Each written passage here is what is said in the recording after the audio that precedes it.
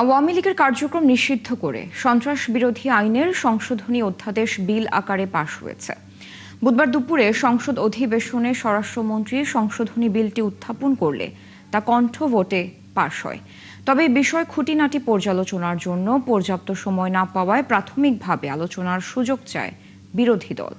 পরে স্বরাষ্ট্রমন্ত্রীর আশ্বাসের প্রেক্ষিতে বিল পাশের বিষয়ে বিরোধী দল সম্মতি দেয় এবং তা কণ্ঠ ভোটে সর্বসম্মতিক্রমে পাশ হয়। জুলাই অভ্যুত্থানের সময় গণহত্যা বল প্রয়োগের অভিযোগে 2025 সালের মে মাসে অন্তর্বর্তী সরকার সন্ত্রাস বিরোধী আইনের সংশোধনী এনে অধ্যাদেশ জারি করে আওয়ামী লীগের কার্যক্রম স্থগিত করে। এই বিলটা হলো একটি গণহত্যাকারী সন্ত্রাসী সংগঠনের নিষিদ্ধকরণ সংক্রান্ত একটা অ্যামেন্ডমেন্ট।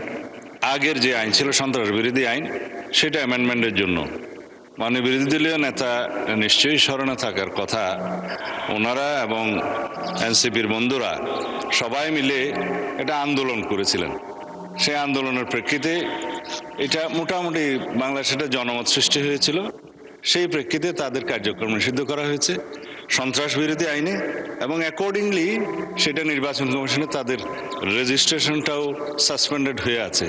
এবং এখানে এই আইনের অনুবলে পরবর্তীতে আর্টিকেল 47 অনুসারে সংবিধানের আইসিটি অ্যাক্টেও পরিবর্তন এনে সংগঠনের বিচারের জন্য সেই আইনটাও সংশোধন করা হয়েছে।